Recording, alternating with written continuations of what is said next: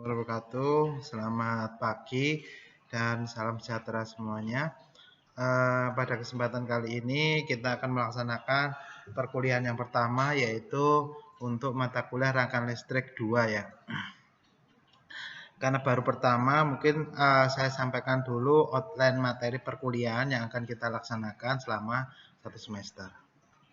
Oke, ini identitas mata kuliahnya, yaitu rangkaian listrik 2 ya. Nah, jumlah SKS-nya ini 3 ini. Ini kelanjutan sebenarnya dari mata kuliah sebelumnya, yaitu rangkaian listrik 1. Yang ini rangkaian listrik 2. Nanti bedanya di mana akan saya jelaskan di outline materi. SKS-nya cukup tinggi di sini, 3 ya. Jadi kalau Anda nilainya bagus ya bisa mendongkrak IP Anda ya. Karena SKS-nya 3 jam pelajaran juga sama, 3 jam pelajaran. Ini sekilas identitas mata kuliahnya. Kemudian yang berikutnya adalah outline materi pembelajarannya selama 1 semester ke depan. Saya tetapkan ada 6 pokok bahasan di sini. Yang pertama adalah dasar-dasar rangkaian arus bolak-balik atau AC. Ya, di sini kita fokusnya di rangkaian listrik 2 itu untuk analisa rangkaian dengan sumber arus bolak-balik. Ya, kalau yang kemarin itu kita belajar tentang analisa tentang rangkaian arus searah ya. Jadi di situ kita pelajari bagaimana sih komponen pasif dari R, L itu ya, misalkan resistansi itu ya, dengan diberikan sumber arus searah. Pengaruhnya seperti apa di resistansi itu. Terus di induktansi, di kapasitansi, itu pengaruhnya seperti apa dengan sumber arus searah. Nah, di sini kita akan belajar sumbernya yang kita ubah. Nah, tentu saja hasilnya juga akan berbeda nanti ya. Antara arus searah dan arus bolak-balik. Jadi secara umum arus listrik itu ada 2 itu di bidang teknik listrik ya. Ada arus searah atau arus dan arus bolak-balik. Kalau yang searah contohnya baterai gitu ya. Terus kemudian aki itu untuk arus searah. Nah, ini untuk mata kuliah rangkaian listrik 2 kita sumbernya kita belajar yaitu tentang arus bolak-balik ya. Ya, sumber dari yang dihasilkan oleh PLN itu ya. Tegangan jala-jala itu arus bolak-balik. Nah, pengaruhnya di mana terhadap komponen resistansi, mungkin kapasitansi, induktansi, nanti pengaruhnya seperti apa kita akan belajar di sini. Terus bagaimana mengelolanya gitu ya. Dan tentu saja ini lebih kompleks itu. Maka dari itu di pokok bahasan yang kedua ada bilangan kompleks ya. Ada bilangan kompleks itu bilangan yang Anda kenal mungkin bilangan bulat ya. Bilangan bulat itu yang nilainya utuh 0, 1, 2, 3 gitu ya. Terus bilangan pecahan. Dan pecahan itu 1,2, 1,3 itu pecahan. Nah, kemudian ada bilangan apalagi tuh? Yang lainnya. Mungkin pasti banyak tipe bilangan yang lainnya ya. Nah, ini ada lagi yang namanya bilangan kompleks.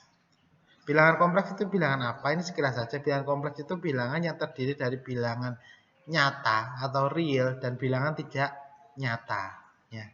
Jadi kalau di bidang kelistrikan ada beberapa parameter-parameter itu yang tidak nyata, tidak tampak gitu ya.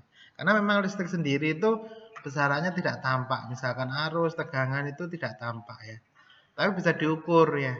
Nah, itu uniknya di bidang kelistrikan. Yang kita pelajari tidak tampak, kemudian dia bisa memberi dampak gitu ya. Dampak misalkan dari ruangan yang gelap karena ada listrik dan lampu di situ bisa menyala ya, jadi terang. Nah, itu ada parameter atau besar-besar yang tidak tampak di situ ya. Nah, harus ada tegangan.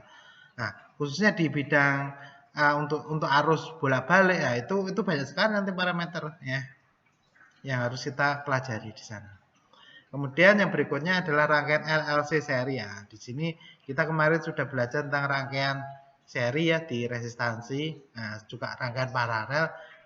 Nah, ini kita tambah lagi komponennya, ada R itu resistansi, L itu untuk induktansi, C itu untuk kapasitansinya. Ada RLC, kita hubungkan seri, nah dengan sumbernya arus bolak-balik. Apa sih pengaruhnya di situ nanti? Bagaimana sih cara menghitung arus gitu ya? Masih sama dengan yang kemarin ya, menghitung arus dan tegangan. Ya intinya itu ada dua itu yang harus kita cari dan juga resistansi total. Nah, di sini nanti namanya bukan resistansi, ada nama yang lain itu ya karena dia sumbernya harus bolak-balik.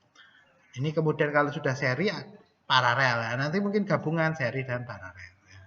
Setelah itu kita akan belajar yang namanya resonansi. Resonansi itu untuk membangkitkan suatu frekuensi atau gelombang. Jadi resonansi kan getaran ya, banyak getaran.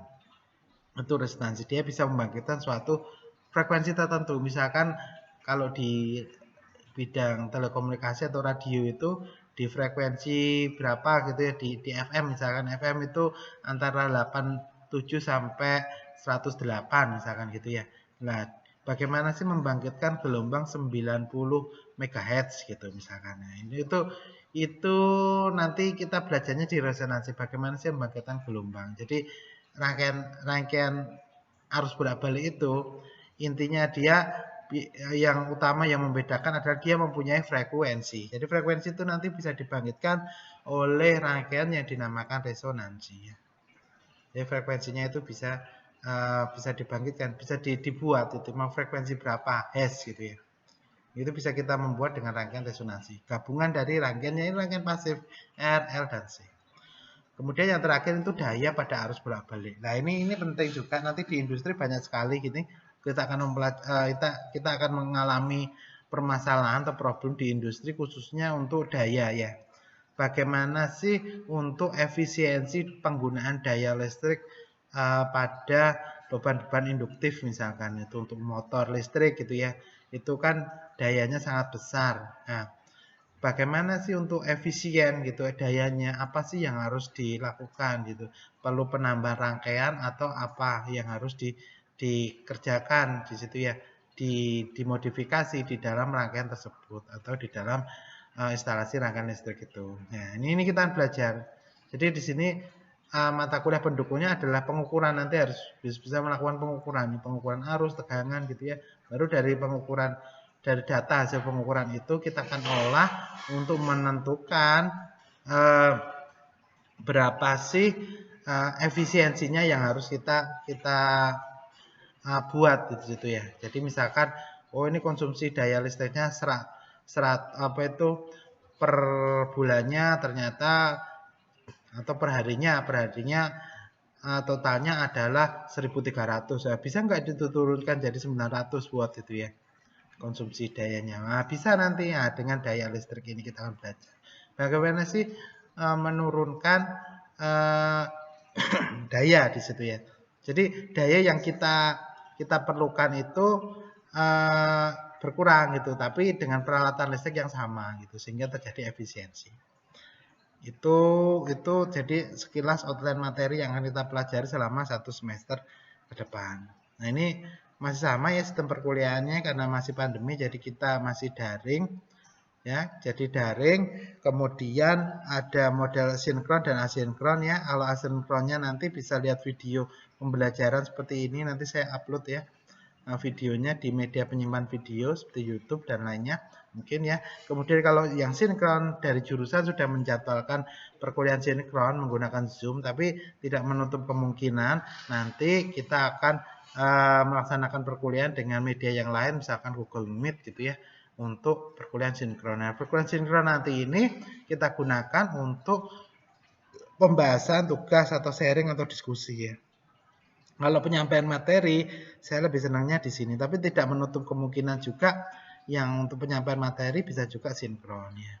Kemudian diskusi nanti kalau ada problem ya diskusi melalui WA group ya atau platform yang lainnya silakan. Ada presentasi, ada kuis atau latihan nanti untuk persiapan ujian. Nah, media perkuliahannya ini medianya kita pakai nanti e-learning PNC ya. Jadi semua materi nanti akan saya upload ke sana.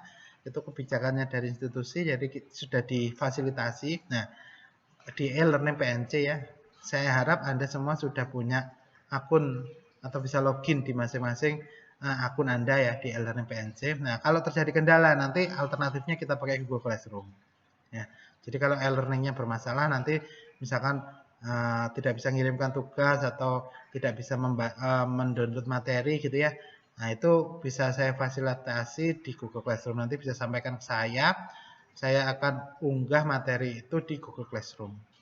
Kemudian ada WA Group ini ya. Nanti WA Group yang kemarin aja yang di TL1A itu kita ganti aja jadi TL rangkaian listrik 1 ya, atau teori rangkaian listrik 1 kita ganti teori rangkaian listrik 2 di WA-nya. Kemudian dapat ya, kayak Zoom meeting ya, ini untuk pertemuan sinkron ya, atau sinkron learning dan Google Meet. Nah, ini yang penting ini media penyimpan videonya nanti di sini ya. Anda bisa download atau lihat materi-materi saya di YouTube saya ya. Itu akan saya linkkan di e-learning PNC dan juga Google Classroom kalau mungkin kan. Ini penilaiannya masih sama ya, ada UTS, UAS dan lainnya. Ini bobot persentasenya. Ini penilaiannya ini masih sama sesuai dengan peraturan akademik yang berlaku di PNC. Ini materinya, jadi ada buku ajar rangkaian listrik 2 dari Politeknik Cilacap dan ini materi referensi pendukungnya. Silahkan dicari di perpustakaan juga ada. Oke, itu yang bisa saya sampaikan. Jadi untuk pertemuan pertama ini nanti kita lanjutkan lagi untuk pertemuan yang kedua ya, kita ke materi.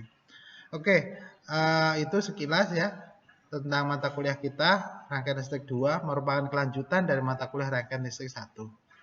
Oke, itu yang bisa saya sampaikan. Kurang lebihnya saya mohon maaf. Assalamualaikum warahmatullahi wabarakatuh.